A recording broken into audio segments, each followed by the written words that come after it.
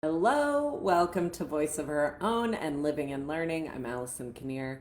Every Wednesday, I hop on Facebook Live and give a talk about living and learning. Today, I got very inspired about my garden. I have a garden that I inherited from the people we bought the home from. She was a master gardener, so there's a lot of plants, and that's new for me to be caring for so much yard stuff.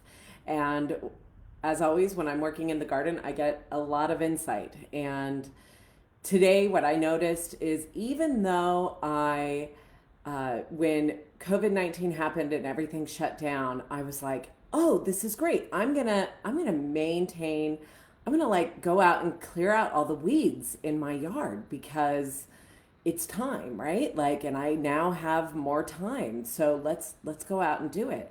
So you know, over the course of maybe 2 days, I really tackled a couple of areas. But there's a front yard, a side yard, backyard. There's a lot going on, and so I felt really proud of myself. I was like, "Yay, my yard is done!"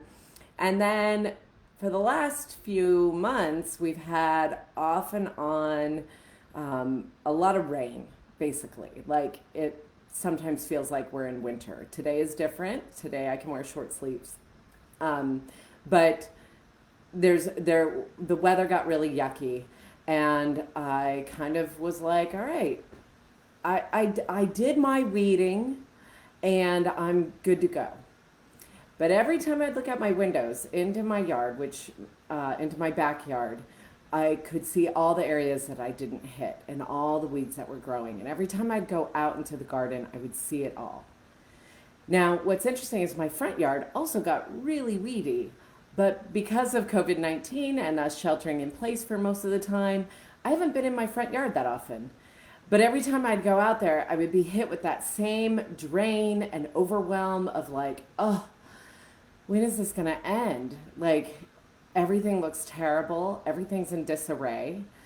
And so today I woke up early and I just started tackling some of it. It was like it had finally stopped raining and I started to kind of tackle some of the areas. But this was the insight that came to me, is that it's really easy to let the garden get overwhelmed with weeds. And just because you do it once doesn't mean it's going to be great forever. And actually, the first time we were out taking care of some long overdue projects in the front yard, our neighbor across the street, he's got an amazing yard. Everything is like so beautiful and pristine. And he's an older man. And he said to us, I've tried to take care. We were saying how much we loved his yard, and we were trying to make our yard look less embarrassing. And he said, I've the thing that I've learned over the years, the many years that I've lived here, I've tried it every which way I can. And the only thing that seems to work to make everything look good is to maintain it. He's like, I wish there was another way around it, but there's not. But if you do, once a week or every couple of days, you do a little bit here and a little bit there, that's what makes the difference. And if you let it go for too long, you're going to be in for a lot of work.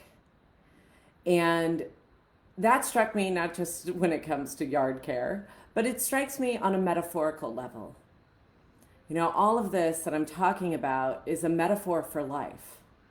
How often do we tackle something and we go, okay, I'm going to eat in a way that makes my body feel good. I'm going to start exercising and moving my body in a way that makes my body feel good. Okay, I'm going to learn about social justice and anti-racism and like dive into this work. And then eventually we get tired and we go back into our homes and the weeds come back. And we look out and go, oh my gosh, I did all this work and yet everything is back, overrun with weeds. It can feel hopeless. It can feel helpless. It can feel overwhelming.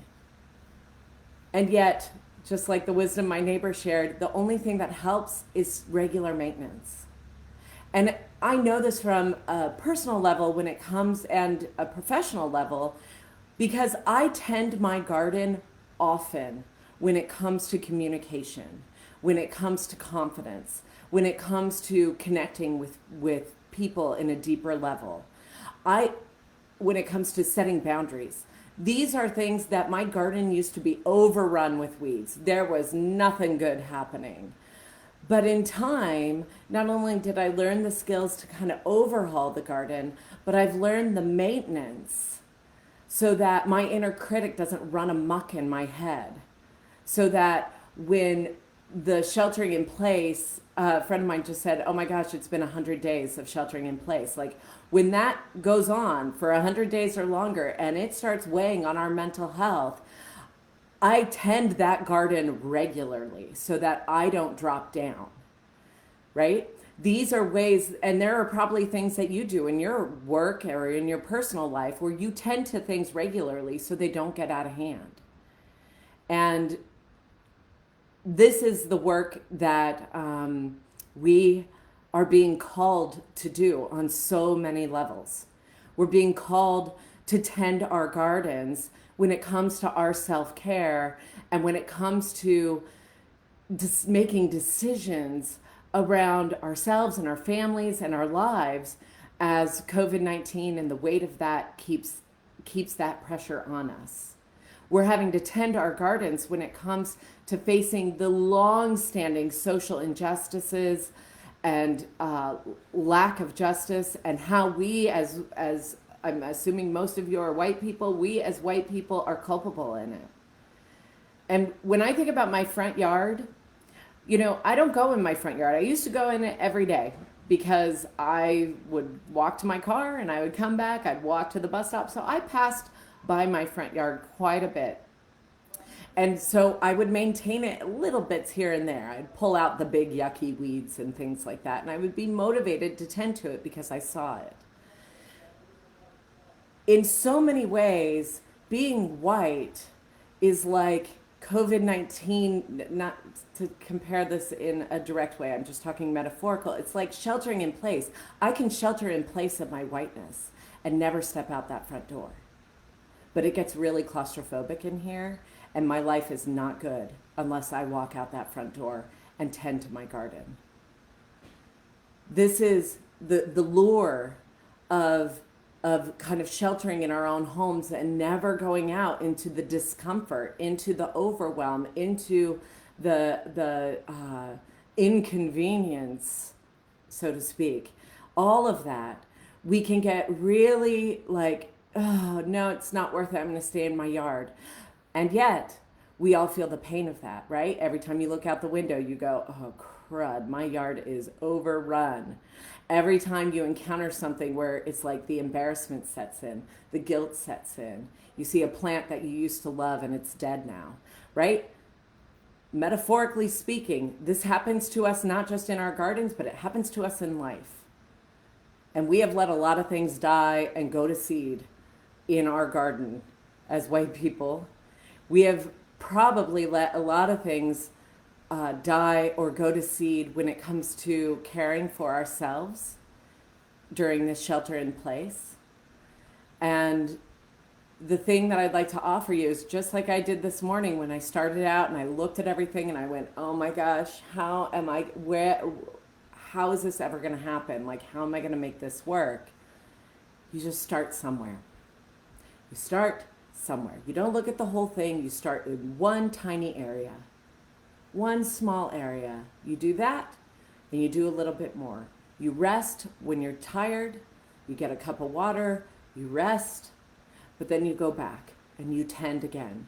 And with that persistence, with those little actions persistently over time, the rewards start to come.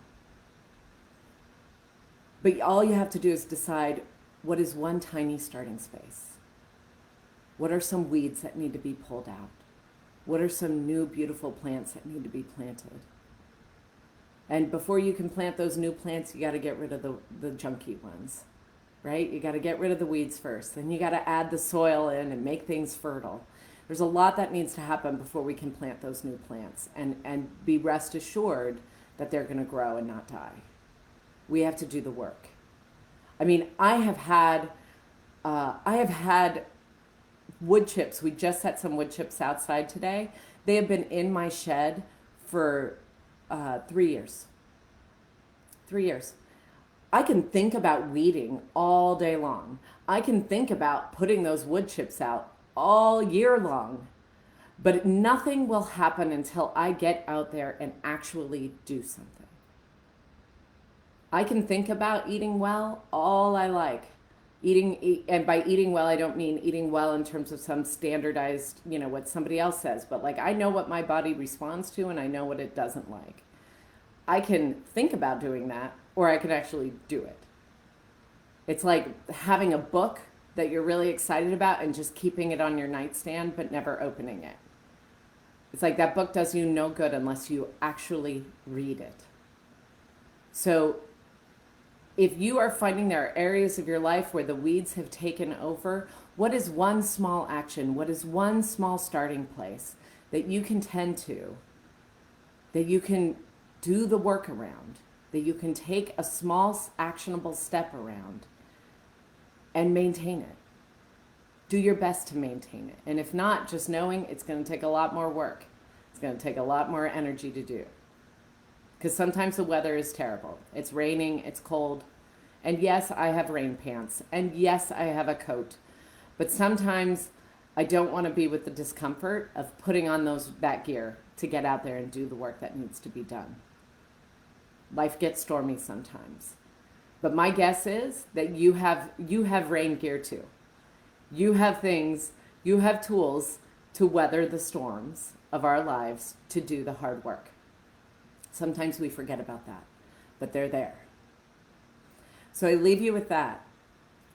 Where are the weeds growing? What are the tools that you have to go out and tend to your garden no matter what the weather? And if you want to hear more, I'm going to put a worksheet in the VIP membership. It's $5 a month for really great content. So I'm going to put that in the VIP so you can work through this metaphor a little bit more in your life. I wish you a wonderful week of living and learning. I will see you all next week. Take care.